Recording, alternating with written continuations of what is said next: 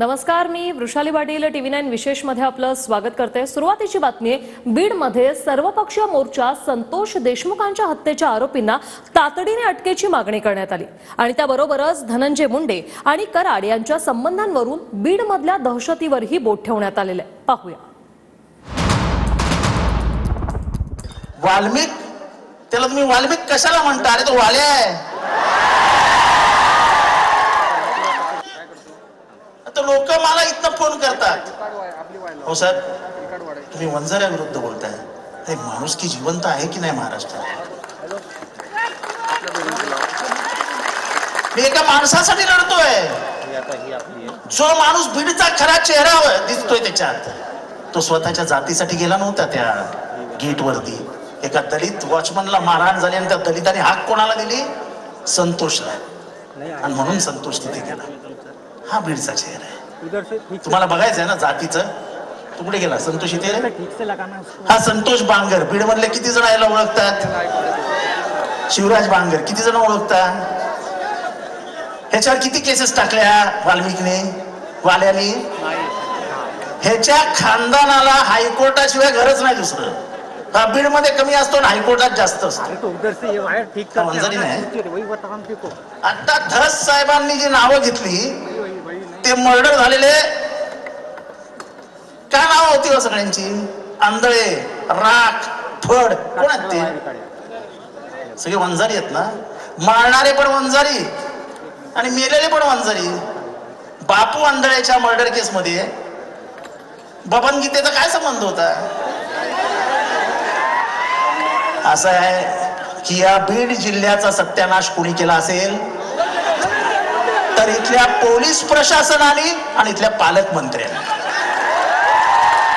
जर अशोक सोनवणेची अॅट्रॉसिटी केस त्याच दिवशी दाखल झाली असती, त्याच दिवशी त्यांना अटक झाली असती, तर संतोष मेलाच नसता। अरे हा क्रूर कर्म आहे, क्रूर कर्म। रामन राघव आहे, रक्त पिपासू नरभक्षक आहे। आज महाराष्ट्राला त्याची ओळख पटली। एवढे दिवस आम्ही बोंबलत होतो की हे बीड मधलं थांबवा, बीड मधलं थांबवा। ते अंधारे, सुषमा अंधारे आज येणार होत्या, आल्या नाहीत। त्यांच्यावरती 307 दाखल केली, त्यांनी एक गुन्हा दाखल केलेला, तिच्यावर इतका दबाव टाकला की तिला मागे घ्यावं लागलं गुन्हा। यांनी कोणालाही सोडलेलं नाही। सगळे धंदे यांचे, मटक्याचे पण यांचे, दारूचे पण यांचे, सगळे धंदे यांचे। पण कुणी एक माणूस बोलायला तयार नाही। दस साहेब, मी सभागृहातही बोललो होतो आणि आजही बोलतोय, आका बिका काय नाही। आकाचा बाप कोण आहे? कोण आहे? अजून जरा जोरात सांगा। एवढी जनता सांगते तरी आपण नाव नाही घेत। अहो, एवढ्या जनतेला माहिती आहे आकाचा बाप कोण आहे, तर त्याला मंत्रिमंडळात ठेवलाय कशाला? त्याला मंत्रिमंडळातला पहिला आखला। की गेल्या 5 वर्षामध्ये 4 वर्ष धनंजय मुंडे या जिल्ह्याचे पालकमंत्री होते। या ठिकाणी पंकजाताईंनी सांगितलं की या धनंजय मुंडेंनी आपलं पालकमंत्री पद भाड्याने दिलं। कोणाला दिलं? वाल्मिक कराडला दिलं। पालकमंत्र्याचे सगळे अधिकार मिळाल्यानंतर यांनी पोलीस प्रशासनावर आणि संपूर्ण प्रशासनावर आपली झडप बसवली। हजारो बेगुन्हा नागरिकांवरती या ठिकाणी खटलेले। या परळी तालुक्यामध्ये गोदावरी नदीतून दररोज 300 हायवा ह्या वाळूचा उपसा करतात। कोणाच्या आहेत ह्या हवा? या सर्व गोष्टीला ज्यांनी या वाल्मिक कराडच्या पाठीमागे आपली शक्ती उभी केली ते धनंजय मुंडे मंत्रिमंडळामध्ये असल्यास या केसमध्ये कोणालाही न्यायाची अपेक्षा नाही। आणि म्हणून या निमित्तानं मी मुख्यमंत्री आणि अजितदादांना विनंती करतो की या केसचा निकाल जोपर्यंत आरोपीला फाशी होत नाही तोपर्यंत त्यांचं मंत्रिपद काढून घ्यावं एक निपक्षपातीपणे हा तपास झाला पाहिजे। जेव्हा त्या वॉचमनला तिथं मारहाण करण्यात आली, तो खंडणीचे हे जे वाल्मिक अण्णा कराडचे हे जे गुंड लोक तिथं गेले होते, त्या वॉचमननी जेव्हा तिथं अडवलं तेव्हा संतोष अण्णा देशमुखनी उघड भूमिका घेऊन तिथं त्या माणसाला अडवलं, तिथं हे सगळ्या गोष्टी केलेल्या आहेत। बरोबर आहे की नाही? विषय जे जातीपातीचं राजकारण अण्णा आपल्या महाराज उगा जिल्हा आमचा म्हणतो, आमचा जिल्हा पुरोगामी विचाराचा जिल्हा आहे आणि अधिवेशनामध्ये मी ओबीसी आहे आणि पहिला ओबीसी आहे की ठामपणे म्हणतो ह्या वाल्मिक कराडला आत टाका म्हणून। हा काही कोणत्या जातीचा पातीचा हा विषय नाही। सरकारमध्ये आम्ही सर्वांनी मागणी केल्यानंतर त्या सभागृहामध्ये आम्ही सुरुवातीला म्हणलं होतं की राजकारण आणायचं नाही, म्हणून या सर्व लोकांनी आपल्याला साथ दिलेली आहे। तिथं कायम स्वरूपी दासांना प्रकाश दादा तुम्ही सत्तेमध्ये तुम्ही सगळेजण हे वाढून देऊ नका हा प्रकार, आमची कळकळीची विनंती आहे। आणि आवर्जून सांगेल की गुन्हा ज्या दिवशी एखादा खोटे गुन्हे आमच्यावरती लोक दाखवले होते ती म्हणजे चॉकलेट चारल्या खालचं वाल्मिक कराड काय दावतीब्राम गेला काय? त्याला गल्ली मधलं चिरकुट गुन्हेगार, त्याला विधान भावनात त्याचं नाव काय घेते, त्याची एवढी लायकी आहे का? अरे तुम्हाला सापडत नसल देवेंद्र फडणवीस, एकदा सांगा मला सापडत नाही, मी सापडून आणतो, हा फाकड्या सापडून आणतो। वाल्मिक कराडकडं त्या धनंजय मुंडेचं यांचं गबाडलंय मोठे, त्याला यायनीच लपिवलं असं बाबा, येऊ गाठला तर आपलं काही खरं नाही। त्याच्यामुळे या बीड जिल्ह्यात दलितांवरती हल्ले यांनी केले, आदिवासींवरती हल्ले यांनी केले, पारध्यांवरती हल्ले यांनी केले। परवा दिवशी परळीमध्ये विकास जोगदंडचा हत्याकांड विजापूरच्या कर्नाटक मध्ये नेऊन केलं, ब्र शब्द काढला नाही, त्याच्या घरी जाऊन कुणी भेटलं नाही। आजो काही बीड मध्ये माज आलेला आहे, काही जणांना तो माज उतरायला इथं आलेलो आहे। अनेक वर्षापासून यांचा माज होता, हा माज उतरवण्यासाठी इथं आलेलो आहे। हा निळा फाकड्या हा पॅंथर बाबासाहेबाचा छावा संतोष देशमुखला न्याय दिल्याशिवाय थांबणार नाही। आम्हाला सांगितलं जातं दोन समाजातला तेढ आहे, कुणी म्हणतं वंजाऱ्याचं भांडण आहे, कुणी म्हणतं मराठ्याचं भांडण आहे। हे भांडण वंजारा मराठ्याचं नाही, आमचा संतोष देशमुख ज्याला वाचवायला गेला होता तो माझा भाऊ बौद्ध समाजाचा अशोक सोनवणे होता। तो बौद्ध समाजाच्या तरुणाला वाचवायला गेला आणि त्याला वाचवायला गेला म्हणून जीव दिला। मी आज या ठिकाणाहून ठणकावून सांगतोय, संतोष देशमुखला माझ्या भावाला वाचवण्यासाठी जीव गमावला, तुझ्या पाठीशी महाराष्ट्रातला भीमाचा छावा आणि लेकरं उभा राहिल्याशिवाय राहणार नाहीत, हा इशारा देतो।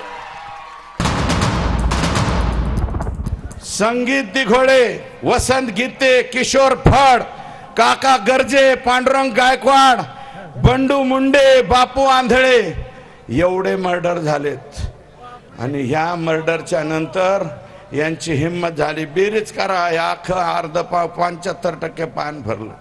आणि वैशिष्ट्य आहे असे, खून करणारे बी ह्यांच्याच घरी पाणी भरतात आणि ज्यांचं गेले ते बी ह्यांच्याच घरी पाणी भरतात। हा नवीन परळीचा पॅटर्न पोराव तुम्ही शिकून घ्या आणि हा पॅटर्न याची व्याप्ती वाढत गेली म्हणून हे संतोष देशमुखांच्या पर्यंत आले। या बीड जिल्ह्यामध्ये गोलीमार किधर भी हो गया, 1200 ते 1300 लायसन्स ज्या ज्या कलेक्टरांनी दिले, ज्या ज्या एसपींनी त्याला संमती दिली आणि ज्या डीवायएसपींनी त्याला मान्यता दिली, या सगळ्यांवर कारवाई झाली पाहिजे असं माझं मत आहे।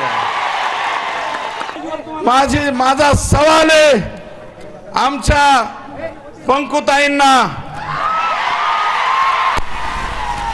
पंकुताई मला सवाल आहे तुमचा.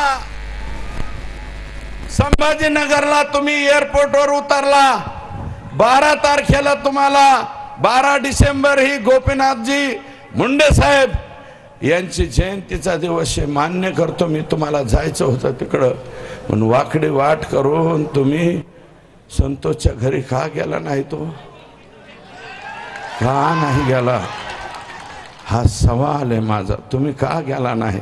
कोरडं का? धनु भाऊ, तुम्ही जे बोललात ना गोपीनाथ गडाचा, अरे गोपीनाथ मुंडे कोण? गोपीनाथ मुंडेंनी त्यांच्या कालावधीत मटक्याचा खटका बसवला. मुंबईतलं गँगवॉर कुणी जर बंद केलं असेल तर ते गोपीनाथराव मुंडेंनी बंद केलं. गोपीनाथांच्या बरोबर सुद्धा आम्ही 10 वर्ष काम केलं. तो अनुभव वेगळा आहे, तुमच्या पुढे अनुभव काम करणं वेगळं आहे. तुम्हाला चांगले मोठाले आणि जे माणसं चांगले आहेत पंकुताई, तुम्हाला माणसं जमत नाहीत. तुम्हाला असे पाहिजे जी हुजूर जी हुजूर. आमची औलाद जी हुजूर करणारी नाही. आमची औलाद स्वाभिमानी औलाद आहे. तुमच्या पुढे जी हुजूर करणार नाही. आजपर्यंत केला नाही आणि उद्या बी कवाच करणार नाही. भले राजकारणात बाजूला जाऊ, परंतु पंकुताई तुम्ही जसं यायला पाहिजे होतं तुम्ही आल्या नाही. चुकलात, याचं उत्तर द्या. काय असेल देऊ वाटलं तर द्या, नाही तर अपेक्षा बी नाही. नाहीच भेटायला आला तर अपेक्षा काय तुमच्याकडून? किमान तुमच्याकडून अपेक्षा होती. आम्ही चुंबळे गावचा हरिभक्त परायण महादेव महाराज पोगळ. वयाच्या 15 वर्षापासून मी अध्यात्म क्षेत्रामध्ये माझं जीवन घालवलेलं आहे. आमचं गाव विठीस धरलंय, पूर्ण गाव याच्यामध्ये घेतलंय.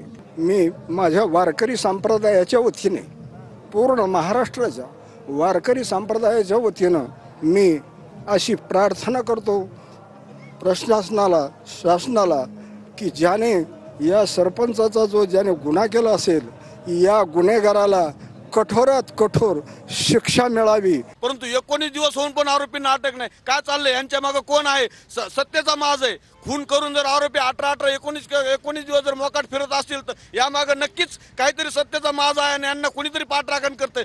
कशाची वाट बघताय? फक्त एकीकडे म्हणता आरोपींना फाशी झाली पाहिजे आणि दुसरीकडे सगळे आरोपी लपून ठेवलेत. काय षडयंत्र चालू आहे? संपूर्ण बीड जिल्हा भयभीत झालेला आहे. आम्ही खूप खसलो गेलोय. माझा देव माणूस भाऊ गेलेला आहे, माहितीये का? तो सगळ्यांना नाही का आनंदी कसं जगायचं परिस्थितीतून तसा शिकवायचा. तो एक खूप आधार होता. असे त्याचे वाक्य देवासारखे होते. लवकरात लवकर न्याय द्यावा. माझे शासनावर विश्वास आहे, सर्व भावांवर विश्वास आहे, मिळेल असं. की आम्ही कलेक्टर ऑफिसला निवेदन दिलं, SP ऑफिसला निवेदन दिलं, पोलीस स्टेशनला निवेदन दिलं. दिवसभर आम्ही 2 दिवस आम्ही पोलीस स्टेशन समोर बसलोय, रस्ता रोको केला, अनेक भानगडी केल्या. 3 दिवस चुली पेटल्या नाहीत. 4 दिवस एवढा करून सुद्धा जर ह्यांना फरक पडत नसेल, एवढी हत्या त्यांनी पण पाहिलेली असं ना. एवढी विचार करा, कुत्र मार वाटत नाही, साप मार वाटत नाही, एवढी निर्धार हत्या तरी कशी करू वाटली असं. ते आरोपी बाहेरून डब्बे पुरवायचे जेवायला का? पोलीस स्टेशन मध्ये आरोपी अटक केलेला नुसता आणि बाहेरून डब्बे जेवायला का पोसायचा का नुसता? आणि राहिलेले कधी अटक करायचे? आणि आम्हाला आमच्या माता भगिनीला तर वागणं आम्हाला मुश्किल झालं रस्त्यावरून. बोलायला गेलं की भांड्या उठत येतं. आम्ही वागायचं का काय करायचं सांगा ना. आता पोलिसला सांगायचं नाही, काय नाही, सगळी त्यांच्याच आहेत ना. लेकराला जसं मारलंय तसंच आम्हाला काठीनं मारायचं, आम्हाला तारीनच मारायचंय, लायटरनं डोळे जाळायचे. आम्हाला फाशी नाही द्यायची त्या लोकायला. फाशी नाही देत जेच लोक. हळू खाऊ घालतात त्याला, दारू पाहिजे ते. आणि माझ्या लेकराला जसं मारलंय तसंच आम्हाला मारायचंय. आम्हाला त्यांची न्याय मिळवून द्यायचा. न्याय कोणाला मागायचा? जर सरकारने जर असं केलं, लपवून ठेवले सगळे गुन्हेगार, तर मग गरिबांनी न्याय कोणाला मागायचा? तुम्हीच सांगा. आता आमचा विश्वास पोलीस स्टेशन, कोर्ट कचेरी ह्याच्यावरच आहे. मग तिथं जर न्याय मिळत नसेल तर जायचं कुठं? वाल्मिक कराड सोबत धनंजय मुंडेला सुद्धा आत घेतलं पाहिजे. निपक्षपाती चौकशी झाली पाहिजे, तरच या देशमुख कुटुंबियाला न्याय मिळेल. खटून त्याला देव मारले तसं हे बदला पाहिजे आम्हाला. कसा की त्याला कसं त्याला येत नाही देतात, कसं मारल्यात हे त्याला कळलं पाहिजे. आणि राज्यभर का पोलीस स्टेशनला हे साक्षीदार आहेत, पोलीस याला साक्षीदार आहेत. त्याला तसे एवढ्या गोष्टी मोठ्या होत नाहीत. 10-20 वर्षावरचे पुढारी म्हणा काय करतात. आईचं शस्त्र परमाना पोरगं वापरते, बापाचं शस्त्र पोरगं वापरते, पोरगं त्या ठिकाणी म्हणतात ना फटाकड्याच्या बंदुकी उडवल्यासारख्या गोळ्या झाडतंय आणि व्हिडिओ काढतंय. बीड जिल्ह्यामध्ये एक गँग ऑफ कराड अशी इथं निर्माण झालेली आहे. याचा कुठंतरी मुख्यमंत्र्यांनी सोक्षमोक्ष लावणं फार गरजेचं आहे. आता पण मुख्यमंत्र्यांनी जी उच्चस्तरीय चौकशी SIT होईल असं सांगितलं, अशा SITया जे सिंचन घोटाळ्यात झाल्या होत्या, महाराष्ट्र सदन घोटाळ्यात झाल्या होत्या, एवढं मोठं बदलापूरचं जी घटना घडली इतकी दुर्दैवी होती, त्याच्यात सुद्धा चौकशी झाली. पण साध्य काय झालं? तुम्ही बघितलं बँक कॉलनीमध्ये ती काल कैलास फड तुम्ही बघितलं पकडल्याला, ते तो कैलास फड रिव्हॉल्वर, अहो किती काय रिव्हॉल्वर आणि दहशत आणि किती माणसं साहेब, जीव उडले, अंगावर मास्क नाही पण लगेच रिव्हॉल्वर उडले लेकर रिव्हॉल्वर घेऊन फिरायला. अहो ही 12 से 22 लायसन्स आहेत, बिना लायसन्सच्या पळीत जाऊन बघा डाल आणि टोपले भरून रिव्हॉल्वरच आहे. याला कोणी हुडकणार आहे का नाही? हा पोलिसाचं यंत्रणा राहिलं, पळीमध्ये कुठलाही पोलीस राहिला, पोलीस म्हणजेच वाल्मिकांना. अण्णा ज्याला आदेश देतील त्याच्यावर गुन्हा काय, अण्णाचा काय आदेश आहे काय म्हणणं आहे, अण्णा तिथून कलम सांगते 307 लावा लावून टाका, 326 लावा लावून टाका, ह्याच्यावर 302 लावा लावून टाका. माणसं मेलेल्याचा तिथं म्हणजे कित्येक लोक मेले, कुठला गुन्ह्याचा तपास लागला पडलीत, सगळे अकस्मात किती माणसं मारायचं साहेब अकस्मात.